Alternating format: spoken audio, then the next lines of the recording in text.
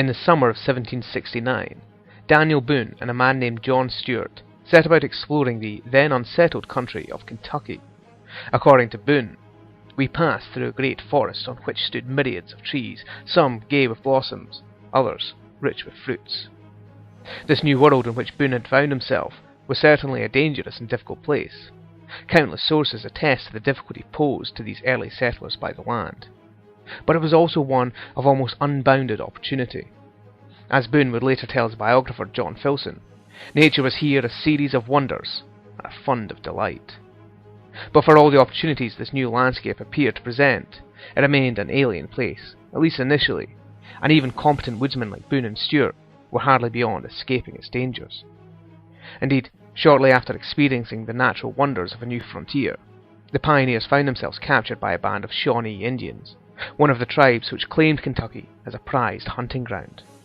As Boone would later characterize this episode, the time of our sorrow was now arrived. Incidents such as this had hardly been unusual throughout the history of the early American West. Almost since the arrival of Europeans on American shores, there had been some degree of conflict between the continent's aboriginal population and these new arrivals, and in a lot of cases, that conflict serves to define how we imagine the frontier. A place of violent clashes, rapid European expansion, and ultimately, the place where the Indians were subjugated to the collective will of the continent's new arrivals. But there's far more to the early American frontier than violence and destruction alone, and in this series of podcasts and video podcasts, I will introduce you to that incredible, nuanced world. In this episode, I'll be exploring the notion of what a frontier actually is, and why it was such an important part of early America. More than a mere line in the sand, the frontier was the place where European civilization met the tribes of Native America, changing both groups as they sought accommodation, dominance, and even military victory over each other.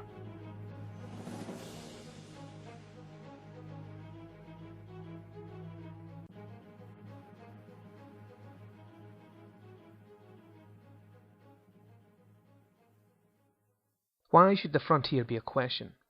What do we mean when we say the word? What implications are locked beneath its surface? These are some important questions that, even now, historians are still debating. But it's important that we try and wrap our heads around this concept, because the notion of a frontier in American history, a space where Europeans and their descendants met and interacted with the Indians, has become one of the most enduring images created by the march of American history. The idea of a frontier may seem pretty clear and simple on the surface. We use the word all the time when we think about early America or the American West. But actually defining the nature of the American frontier is far more difficult than you might imagine. We should remember that this is no idle question. The American frontier, whatever it was the theatre in which countless Indians were removed from their lands, and the theatre in which the settlers of the early American West planted their hold upon the continent. In short, you cannot understand the history of America without understanding the frontier.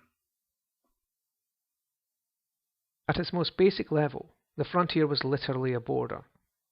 We can talk, for example, about the frontiers between Scotland and England, or between England and Wales. But in America, the idea of the frontier as a border fails to capture all of the many intricate human interactions that occurred in this area. For one thing, if the frontier in America was a border, it was hardly a stable one, and with only a few exceptions, there were rarely times when one could point to a map and say with any authority, this is where European dominance ends and Indian hegemony begins. Even when colonial authorities defined a border between Indian and European lands, such as the Proclamation Line of 1763, the actions of those on the grounds, the settlers and the Indians, often meant that such lines were little more than paper barricades, lines on maps of little meaning in the real world. No, the frontier was far more than a border between peoples. Instead, it was the place where those peoples came to interact. For that reason, many historians often refer to the frontier not as a frontier at all, but as a backcountry instead.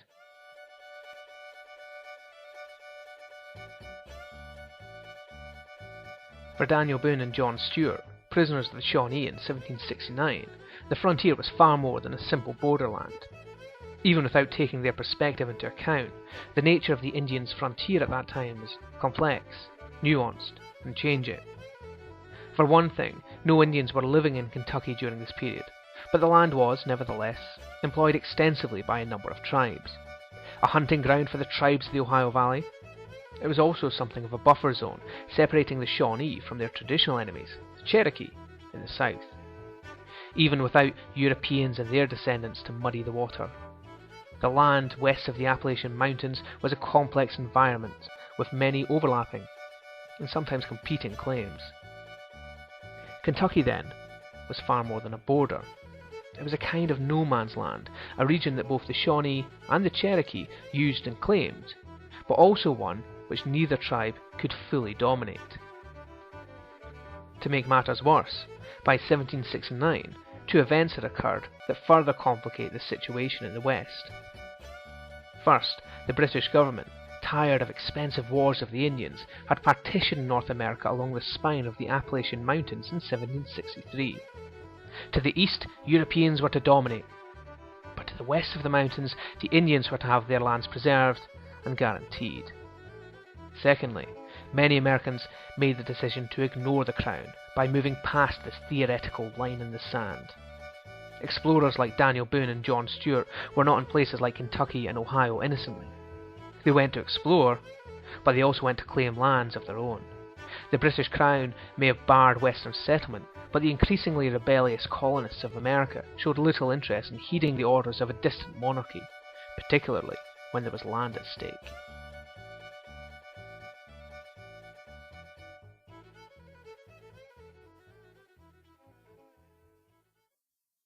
By the time Daniel Boone was captured for trespassing by the Shawnee, the state of control in Kentucky and areas like it was far from straightforward. First, competing Indian tribes and traditional enemies all laid claim to a region none of them occupied. Kentucky was rich in game, including buffalo, attracting Indians from across the Ohio Valley and Southern Territories, but no one group could claim dominance. Even as a whole, the Indians were divided by separate interests and long, violent pasts. According to tradition, and I quote, "The Cherokee prevailed after a long contest and drove the Shawnee north. This event they cherish as one of their proudest achievements." End quote. Even in the 19th century, long after the Shawnee and Cherokee had become allies, Americans recording the oral traditions of the Cherokee heard tales of military victory and guile from their long wars with the Shawnee. With the arrival of Europeans and their descendants, even after King George had barred them from the region, the situation in the West became more complex still. In addition to tribal rivalries, the area west of the Appalachians was now host to competing interests from the settlers' world. It was for this reason that the Shawnee took Boone and John Stuart into custody when they were discovering Kentucky. Whatever the frontier was in this region, the Shawnee were determined to ensure it wasn't another area where Europeans could spread and grow dominant. Far more than a border, then, the frontier was a wide environment in which numerous, often conflicting interactions occurred. Tribes competed and fought, and now settlers from the east were attempting to explore, measure, and ultimately divide and sell the land. Perhaps nothing underlines how serious the arrival of explorers like Boone and Stuart was for the Indians than the transformation of the relationship between the Shawnee and Cherokee. Staunch traditional enemies with generations of embittered experience they had been. But by the late 1760s, the tribes were starting to come together around the issue of settler expansion in the West. To be sure, there would continue to be divisions between, and sometimes within, the tribe, but as the settler presence west of the Appalachians increased, the nature of the frontier in that region began to undergo a fundamental shift. Rather than being a zone in which Indian tribes interacted and sometimes fought, the frontier instead had to adopt and evolve in order to accommodate the new settler presence. And we shouldn't automatically assume that this change created a kind of Indian versus settler mentality. Not all of the tribes in the region would be hostile to a settler presence, and even within tribes such as the Shawnee, certain groups broke away from the main band in order to avoid further fighting and bloodshed.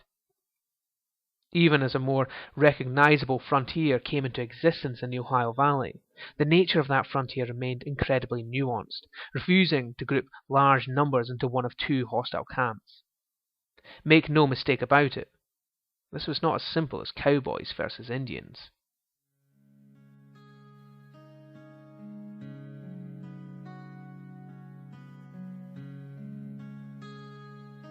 But in very broad terms, a dynamic was beginning to appear at the end of the 1760s that would come to dominate the West until the end of the 18th century. In tribes all across the Ohio Valley, the arrival of settlers, even in small numbers, caused some degree of agitation and unease, a situation which forced chiefs such as Logan of the Mingo and White Eyes of the Delaware to work almost ceaselessly to continually defuse the tensions developing between the members of their tribes and the settlers. Since the end of the 7 Years' War and Pontiac's rebellion at the beginning of the decade, tensions between settlers and Indians had remained relatively high, but the forced separation of West from East had ensured that the number of violent incidents had remained relatively low, even if they had continued at a fairly steady pace. By the end of the decade, however, settler expansion into western areas increased the number of opportunities for violence. Particularly in the western portion of Virginia, the number of clashes between settlers and Indians increased throughout the early 1770s, making the job of men like Logan all the more difficult. Again, the Indians were not united against the settlers, and they certainly weren't united by the idea of yet another war with Britain. But as the 1770s drew on, growing contact between the two peoples served to spark further tensions. In a very real way, the frontier, that zone where numerous different peoples interacted, continued to change and evolve over time.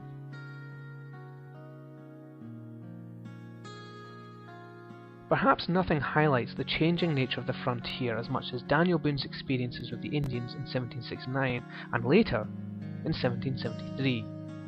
Although he and John Stuart had been ambushed, captured, and stripped of their property in 1769, the pair probably weren't in any real danger.